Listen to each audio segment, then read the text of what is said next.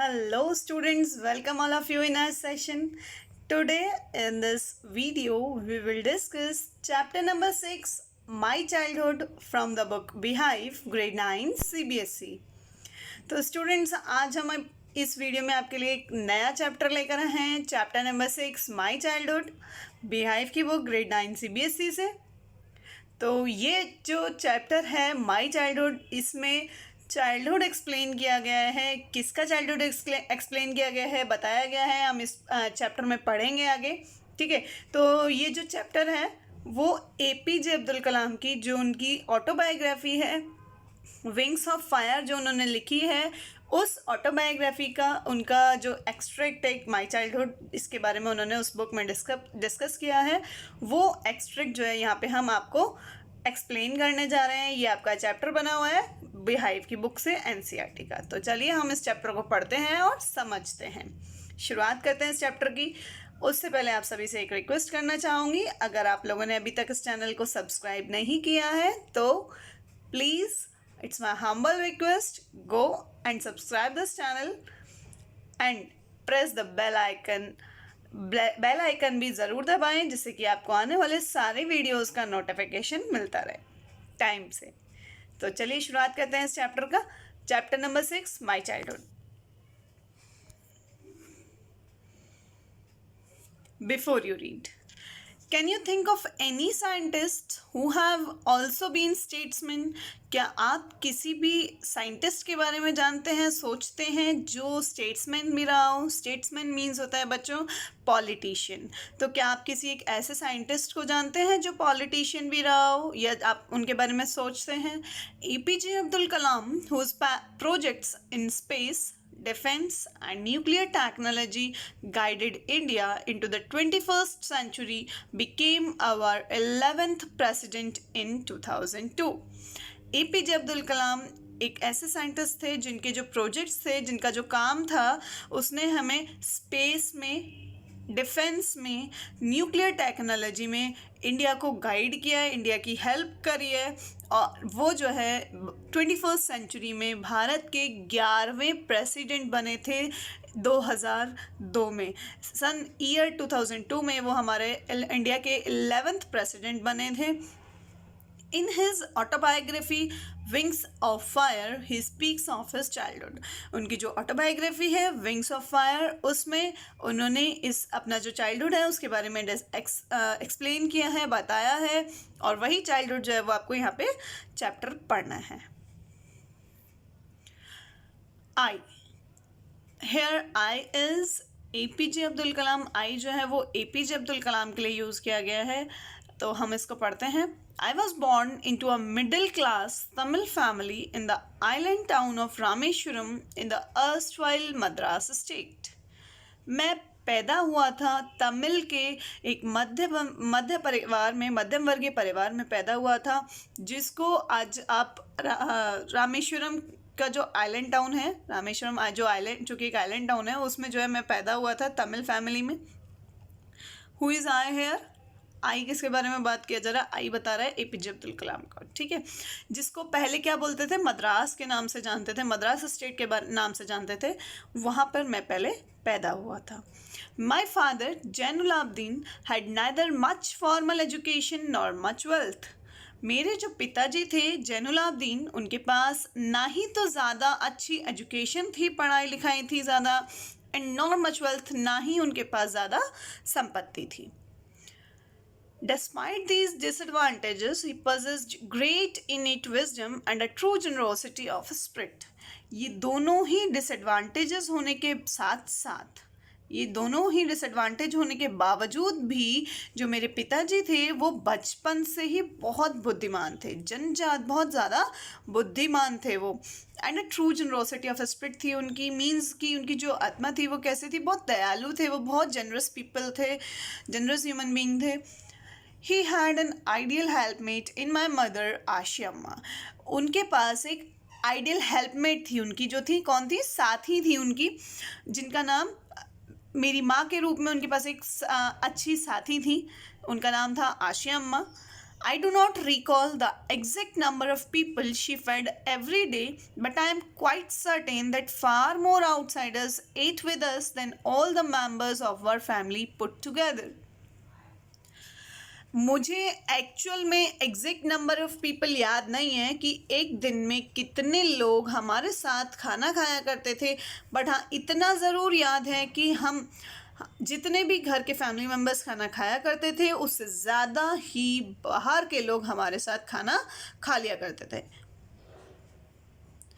Point 2. I was one of many children, a short boy with rather undistinguished looks, born to tall and handsome parents.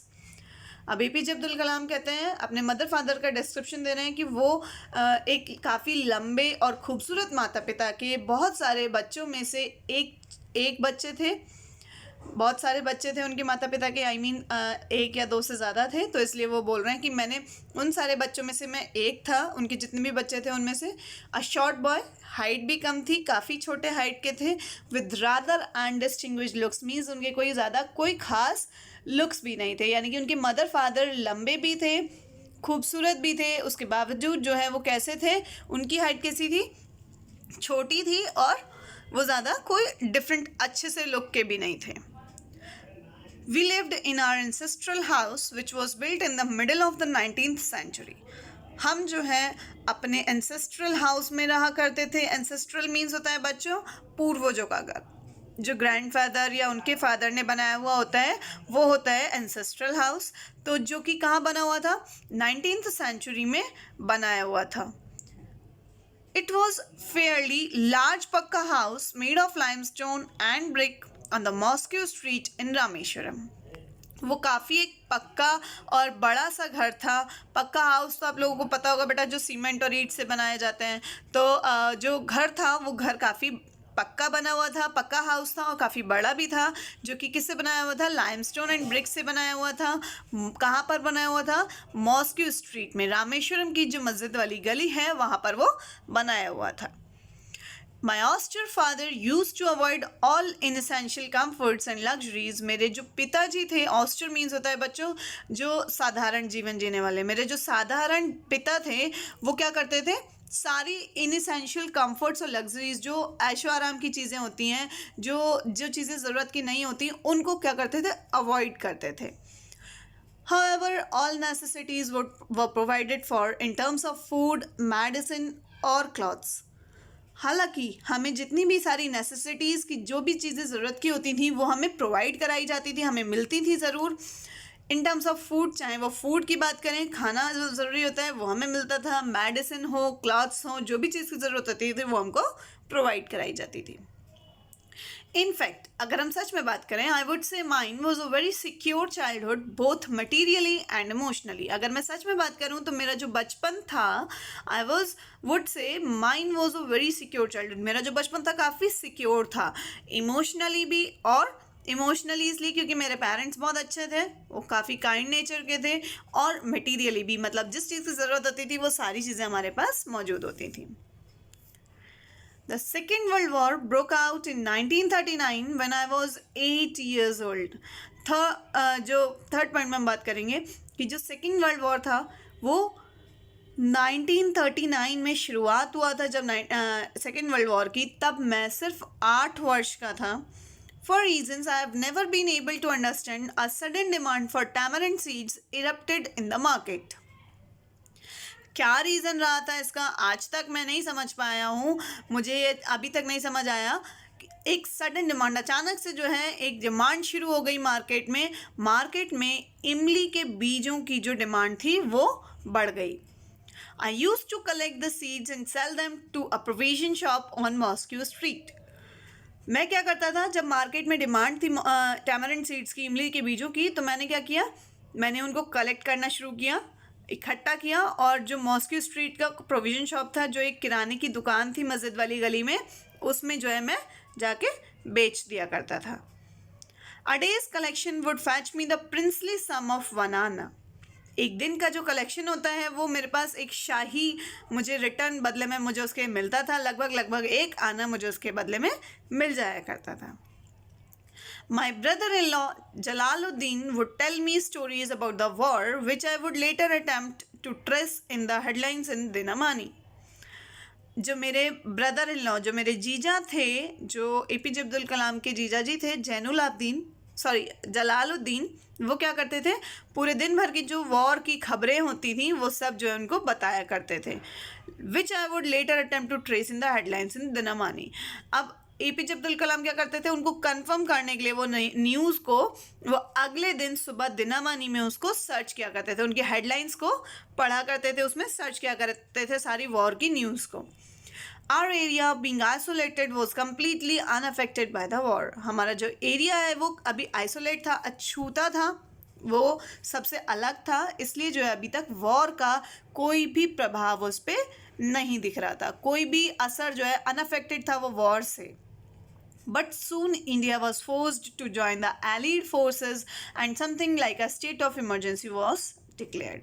लेकिन थोड़े ही time में क्या हुआ कि India को force किया गया एलिड फोर्सेस को ज्वाइन करने के लिए, और एक इमरजेंसी वाली हालत जो है वो डिक्लेयर कर दी गई. The first casualty came in the form of suspension of train halt at Rameshwaram station. जो पहली कैजुअलिटी सामने आई उनके, वो क्या थी, जो वॉर का पहला प्रभाव दिखा रामेश्वरम में, वो क्या था कि रामेश्वरम स्टेशन पे जो ट्रेन रुकती थी उसका रुकना जो है वो वहाँ पे सस्पेंड हो गया, कैंसिल हो गया वहाँ पे रुकना. The newspapers now had to be bundled and thrown out from the moving train on the Rameshwaram road between Rameshwaram and Dhanushkodi. जो न्यूज़पेपर्स उस ट्रेन से आया करते थे, अब क्या हुआ, उस ट्रेन को वो चलती ट्रेन में से बंडल बना के फेंका जाने लगा. बंडल बनाए के काफ़ी सारे बंडल्स को जो है वो फेंका जाने लगा रोड पर, रामेश्वरम रोड पर फेंके जाने लगे वो न्यूज़पेपर, और रामेश्वरम से धनुषकोडी के बीच तक की रोड पर. That forced my cousin Samsuddin, who distributed newspapers in Rameshwaram, to look for a helping hand to catch the bundles, and as if naturally I filled the slot. जो उनके कज़न थे शमसुद्दीन, बच्चों उनके फादर का नाम था जैनुलाब्दीन, काफ़ी कंफ्यूजिंग नेम्स हैं. फादर का नाम था जैनुलाब्दीन, ब्रदर इन लॉ का नाम था जलालुद्दीन, और उनके जो ब्रदर था, कज़न था उनका, शमसुद्दीन उसका नाम था. ठीक है, तो जो उनके चाचा जी के बेटे थे शमसुद्दीन, वो मजबूर हो गए कि जो कि क्या करते थे, डिस्ट्रीब्यूट करते थे न्यूज़पेपर्स को.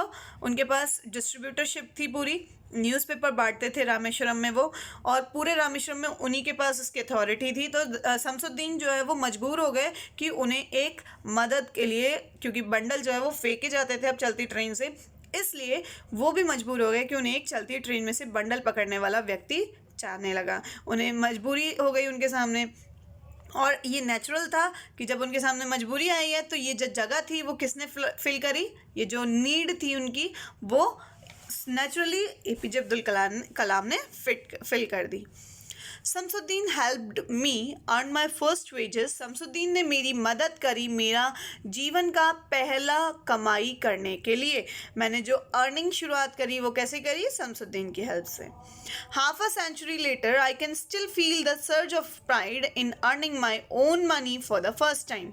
आधी सेंचुरी बीतने के बाद भी जो है लगभग मैं अपनी पहली जो मैंने अर्निंग करी थी, मैंने पहली जो कमाई करी थी, अपने पैसे कमाए थे, उसको मुझे अभी भी प्राइड फील होता है, बहुत गर्व महसूस होता है. Every child is born with some inherited characteristics into a specific socio-economic and emotional environment and trained in a certain ways by figures of authority. हर एक बच्चा जो है वो अपने आप ही कुछ बाय बर्थ इनहेरिटेड कैरेक्टरिस्टिक्स के साथ पैदा होता है. इनहेरिटेड मीन्स जो उन्हें अपने माता पिता या दादा दादी से विरासत में मिला हुआ होता है. तो कुछ ना कुछ, कोई ना कोई कैरेक्टरिस्टिक्स के साथ बच्चा पैदा होता है. तो एपीजे अब्दुल कलाम कहते हैं कि चाहे वो सोशो इकोनॉमिक हो, इमोशनल एनवायरनमेंट हो, या कैसा भी हो, वो किसी ना किसी वे से जो है अपने अटैच होता है मदर फादर से. आई inherited honesty and self discipline from my father. मैंने अपने पिता से विरासत में पाया क्या, ऑनेस्टी, ईमानदारी, और सेल्फ डिसिप्लिन और ऑनेस्टी मैंने अपने पिता से विरासत में पाया. From my mother I inherited faith in goodness and deep kindness, and so did my 3 brothers and sisters.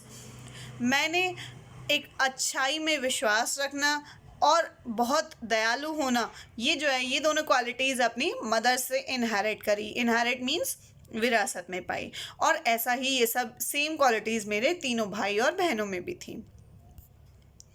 I had 3 close friends in my childhood. मेरे चाइल्डहुड में मेरे 3 बहुत करीबी मित्र थे, रामनाथ शास्त्री, अरविंदन एंड शिव प्रकाशन। मेरे तीनों दोस्तों के नाम क्या थे उनके? रामनाथ शास्त्री, अरविंदन और शिव प्रकाशन। All these boys were from Orthodox Hindu ब्राह्मण फैमिलीज। ये तीनों ही लड़के वो तीनों जो हैं वो एकदम कट्टर हिंदू ब्राह्मण परिवार से थे। As children, none of us ever felt any difference amongst ourselves because of our religious differences and upbringing. बच्चे होने के नाते हम में से किसी ने कभी भी कोई भी रिलीजियस डिफरेंस अपने बीच में महसूस नहीं किया। ना ही हमारे पालने के हमें जो हमारा पालन हुआ जिससे हम ब्रिंग किए गए जिससे हमें, ना ही हम जो है पालते के टाइम पे हमारे को कोई भी डिफरेंस फील हुआ। इनफैक्ट और सच में बताएं तो Ramanath Shastri was the son of Pakshi Lakshmana Shastri, the high priest of the Rameswaram temple. और अगर सच में फैक्ट बताएं तो रामनाथ शास्त्री जो थे वो कौन थे? एक जो रामेश्वरम मंदिर के जो सबसे बड़े पुजारी थे पक्षी लक्ष्मण शास्त्री, उनके बेटे थे। Later he took over the priesthood of the Rameswaram temple from his father. और बाद में बड़े होने के बाद रामनाथ शास्त्री ने वो जो जगह थी पुजारी की, वो जगह अपने पिता से इनहेरिट कर ली। और वो जगह किसने ले ली? रामेश्वरम मंदिर की रामनाथ शास्त्री ने। Arvindan went into the business of arranging transport for visiting pilgrims. Arvindan जो है वो किस बड़े होके क्या बने? जो वहाँ पे तीर्थ यात्री आते थे उन लोगों के लिए उन्होंने ट्रांसपोर्ट अरेंज करने का बिजनेस ज्वाइन किया, बिजनेस स्टार्ट किया। एंड शिव प्रकाशन became a catering contractor for the southern railways. और शिव प्रकाशन कौन बन गए? शिव प्रकाशन जो साउदर्न रेलवेज के लिए कैटरिंग कॉन्ट्रैक्टर थे, उसका उनको डील मिल गया। यानी कि वो कौन बन गए? कैटरर्स बन गए, कैटर बन गए जो कि खाना प्रोवाइड करते हैं साउदर्न रेलवेज में। ये आप फोटो देख सकते हैं, ये क्या हो रहा है बताया जाएगा अभी आपको। During the annual Sri Sitaram Kalyanam ceremony, our family used to arrange boats with a special platform for carrying idols of the Lord from the temple to the marriage site situated in the middle of the pond called Ram Tirth, which was near our house. अब आप बात करें कि जो annual Sitaram ceremony होती थी, सीताराम कल्याणम ceremony, हर साल जो ये फंक्शन ऑर्गेनाइज किया जाता था, श्री सीताराम कल्याणम सेरेमनी, इसका जो हर साल फंक्शन होता था उसमें इनकी जो फैमिली थी एपीजे अब्दुल कलाम की, वो क्या करती थी? बोट्स अरेंज करने का काम करती थी, जिसपे एक स्पेशल प्लेटफॉर्म, एक तख्त बनाया जाता था बोट पर, जिसपे मंदिर से उठा के आइडल्स जो होते थे, जो मूर्तियाँ होती थी या जो झांकी होती थी, वो उनको जो है राम और सीता की जो मूर्तियों को उठा के वहाँ रखा जाता था उस तख्त पर। बोट के ऊपर जो तख्त होते थे उस पर फ्रॉम द टेम्पल, मंदिर से लेके उठाते थे और वहाँ रखते थे। और उनको कहाँ लेकर जाया जाता था? To the marriage site situated in the middle of the pond called Rama Tirtha. Rama तीर्थ नाम का एक पॉन्ड था जो कि उनके घर के बराबर था, वहाँ तक उसके बीचों बीच जो है उन मूर्तियों को लेकर जाया जाता था। क्यों लेके जाया जाता था? इवेंट्स फ्रॉम द रामायण, वहाँ पे क्या होता था बच्चों? वहाँ पे राम और सीता जी की जो है शादी का प्रोग्राम ऑर्गेनाइज किया जाता था और वो जो है हर साल वहाँ पे ओकेजन सेलिब्रेट होता था रामेश्वरम में। Events from the Ramayana and from the life of the prophet were the bed time stories my mother and grandmother would tell the children in our family. जो इवेंट्स रामायण के जो किस्से होते हैं वो किस्से और जो प्रॉफिट मोहम्मद की जो कहानियां हैं, उनकी जो इवेंट्स, उनकी लाइफ के जो बातें हैं, वो सब जो है हमारी बेड टाइम स्टोरीज़ होती थी। हमें हमारी माता जी और दादी माँ जी के, एपीजे अब्दुल कलाम कहते हैं, उनकी जो मदर और उनकी ग्रैंड मदर उनको सुनाया करती थी। वो क्या सुनाती थी?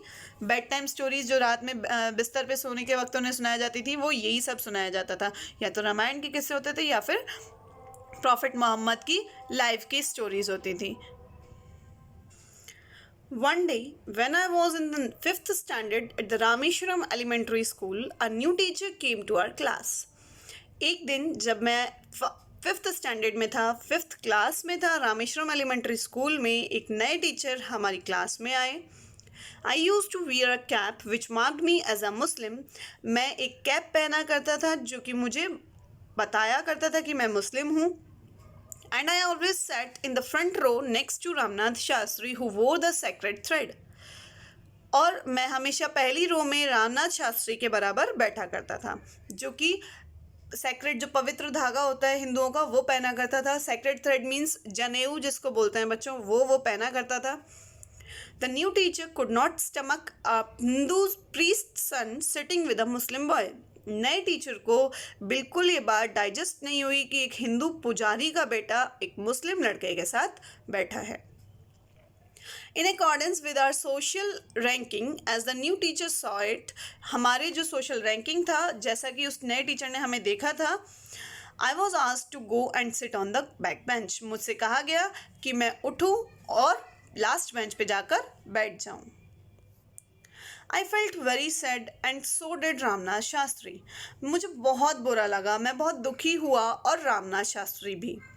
He looked utterly downcast as I shifted to my seat in the last row. वो बहुत ही ज़्यादा उदास दिख रहा था जब मैं अपनी उठ के लास्ट रो पे शिफ्ट हो रहा था तब. The image of him weeping when I shifted to the last row left a lasting impression on me. जब मैं अपनी लास्ट रो में शिफ्ट हो रहा था तो वो जो रो रहा था ना, मेरा जो दोस्त था रामनाथ शास्त्री, वो रो रहा था और उसकी जो वो रोती हुई छवि थी वो मेरे पे कभी ना मिटने वाली जो एक इमेज थी वो बना गई. ऐसी एक इम्प्रेशन छोड़ गया जो कभी नहीं मिट सकता. After school we went home and told our respective parents about the incident. हम स्कूल के बाद अपने अपने घर गए और अपने अपने पिता को हमने उस इंसिडेंट के बारे में बताया. Lakshman Shastri summoned the teacher and in our presence told the teacher that he should not spread the poison of social inequality and communal intolerance in the minds of innocent children.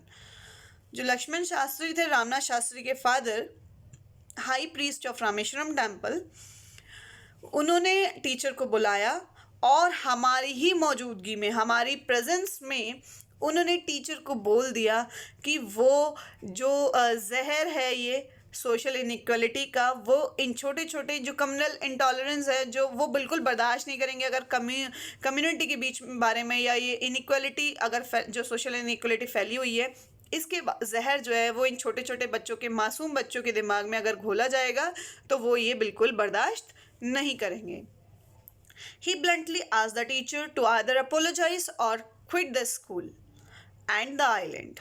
उन्होंने बहुत रूखे behaviour से, बहुत rudely जो है teacher को बोल दिया साफ साफ, या तो वो बच्चों से माफ़ी मांगे या तो वो अपनी बात पर माफ़ी मांगा जाए उन्हें, या फिर वो चाहें तो वो स्कूल और ये आइलैंड छोड़ के जा सकते हैं.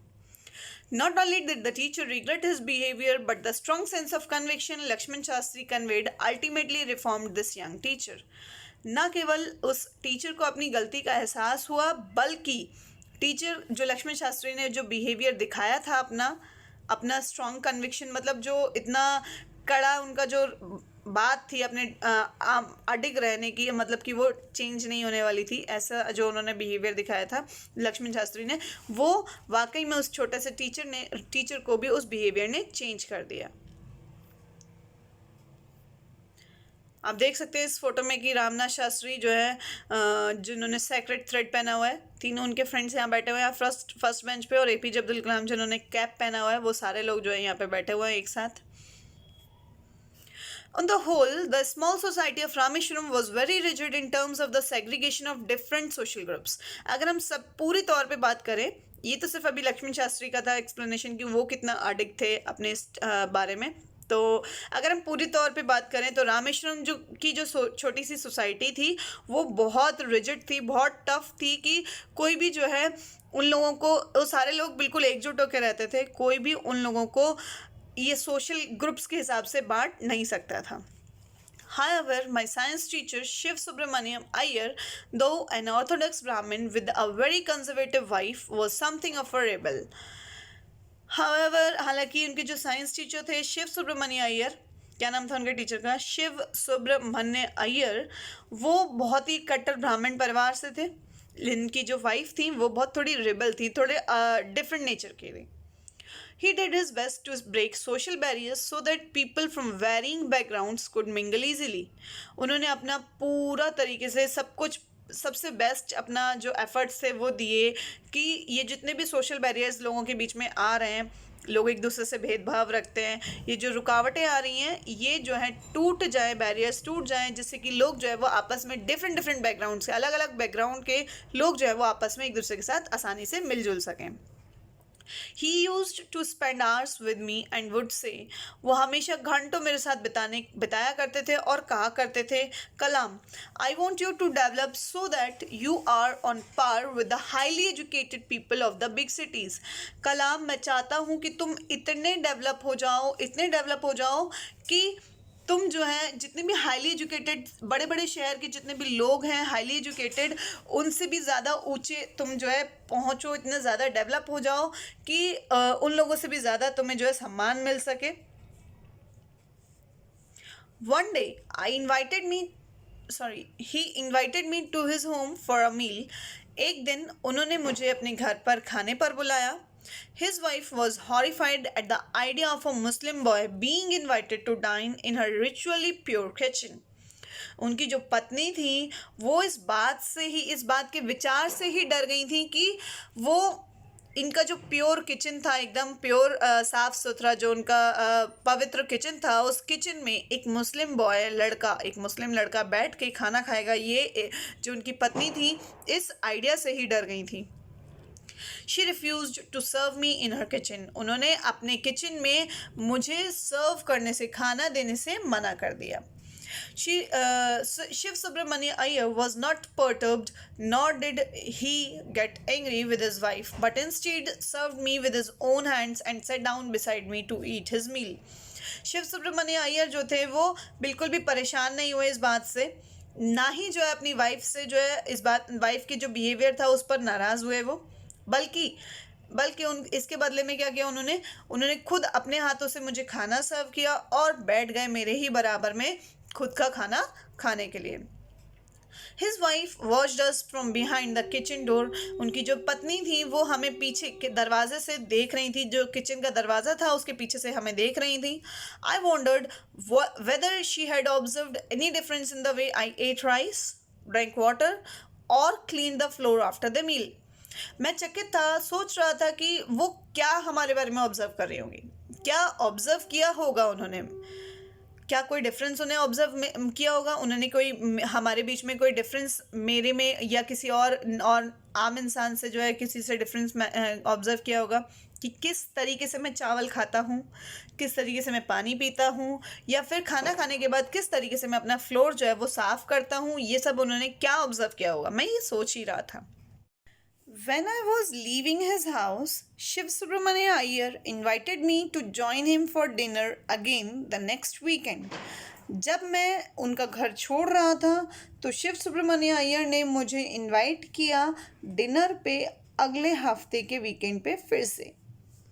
Observing my hesitation, he told me not to get upset, saying, मेरी जो हेजिटेशन थी, मेरी जो हिचकिचाहट थी, उसको देखते हुए जो शिव सुब्रमण्यम अय्यर थे उन्होंने मुझसे कहा नॉट टू अपसेट, ये बात कहते हुए मुझसे अपसेट ना होने के लिए कहा, once you decide to change the system such problems have to be confronted. एक बार जब तुम सिस्टम को चेंज करने के लिए ठान लेते हो तो फिर ऐसी प्रॉब्लम्स से घबराना नहीं चाहिए। When I visited his house the next week, Shiv Subramanya Iyer's wife took me inside her kitchen and served me food with her own hands. जब मैं अगले हफ्ते शिव सुब्रमण्य अय्यर के घर दोबारा से गया तो उनकी जो पत्नी थी वो मुझे अपने किचन में भी लेकर गई और अपने हाथों से खाना भी सर्व किया। Point 10. Then the Second World War was over and India's freedom was imminent. तब जब सेकेंड वर्ल्ड वॉर ओवर हो गया तो इंडिया की जो फ्रीडम थी वो इमिनेंट हो गई. इमिनेंट मीन्स कंफर्म हो गई उनकी freedom. Indians will build their own India declared Gandhi ji. Second world war जब ख़त्म हुआ तो इंडिया की फ्रीडम जब कंफर्मेशन मिल गया कि इंडिया फ्री हो जाएगा, आज़ाद हो जाएगा अब, तो जो इंडियंस थे ये बात गांधी जी ने डिक्लेयर कर दिया था कि इंडियंस जो है वो अपना भारत जो है वो एक नया बनाएंगे, अपना भारत नया बनाएंगे. The whole country was filled with an unprecedented optimism. सारे जो लोग थे देश के वो सब क्या हो गए, खुशी से अपनी तैयारियां प्री प्लान जो है करने लगे, प्री प्लानिंग्स के साथ रेडी होने लगे. I asked my father for permission to leave Rameshwaram and study at the district headquarters in Ramnathpuram. मैंने अपने पिता से जो है परमिशन मांगी रामेश्वरम छोड़कर जाने की, और जो रामनाथपुरम है जो कि डिस्ट्रिक्ट हेडक्वार्टर्स है वहाँ पर जाके पढ़ाई करने की, जारी करने की. He told me as if thinking aloud, Abul, I know you have to go away to grow. उन्होंने मुझसे कहा और थोड़ा सोचते हुए एकदम से वो तेज़ आवाज़ में बोले, अबुल, मैं जानता हूँ कि तुम्हें बढ़ने के लिए तुम्हें जाना पड़ेगा. Does the seagull not fly across the sun alone and without a nest. क्या एक सीगुल जो बर्ड होती है वो भी नहीं उड़ती अकेले, बिना अपने घोंसले के? ना उसका कोई घर बार होता, ना उसके कोई साथ में होता, ना माँ ना बच्चे, कोई साथ नहीं होता ना, तो वो भी तो अकेले जाती है सी को छोड़ के, और पूरा सन के आसपास जो है वो अपना उड़ती है. He quoted Khalil Gibran to my hesitant mother. जो मेरी माँ थी, हिचकिचा रही थी मुझे भेजने के लिए, उन्होंने खलील गिब्रान की जो बात थी, जो कि एक फ़िलासफ़र थे खलील गिब्रान, उनकी बात, उनका जो कोट था वो मेरी मदर को बताया. Your children are not your children. तुम्हारे बच्चे सिर्फ तुम्हारे बच्चे नहीं हैं. They are the sons and daughters of life belonging for itself. वो बेटे हैं, बेटा और बेटी हैं, वो बच्चे हैं किसके? जो लाइफ उन्हें मिली है उसके, वो उसके कर्जदार हैं. They came through you but not from you. वो तुम्हारे ज़रिए बाहर आए हैं, तुम्हारे ज़रिए इस दुनिया में आए हैं, लेकिन तुम्हारे से ही नहीं आए. You may give them your love but not your thoughts. तुम उन्हें अपना प्यार दे सकते हो लेकिन विचार नहीं. For they have their own thoughts. क्योंकि उनके पास अपने विचार हैं. जो उनके फादर थे वो उनकी मदर को समझाना चाह रहे थे कि केवल बच्चों को रोकने से, इस बात के लिए रोकने से कोई फ़ायदा नहीं कि वो तुम्हारे बच्चे हैं, क्योंकि वो अपना भी जीवन जिएंगे और वो इसलिए ही उन्होंने जो बर्थ लिया है उसका भी उन्हें पूरा बेनिफिट मिलना चाहिए. तो that's all about the chapter. Hopefully ये चैप्टर आपको समझ आया होगा बच्चों. अगर आपको इस चैप्टर से रिलेटेड कोई भी डाउट हो तो आप मुझसे कमेंट सेक्शन में कमेंट करके पूछ सकते हैं. अगर आप लोगों को ये वीडियो एक्सप्लेनेशन अच्छा लगा हो तो ये अपने दोस्तों के साथ शेयर करिए, भूलिएगा नहीं. अगले वीडियो में एक नया चैप्टर लेकर आपके साथ हाजिर होंगे. तब तक के लिए good bye everyone. Take care. God bless. Thank you.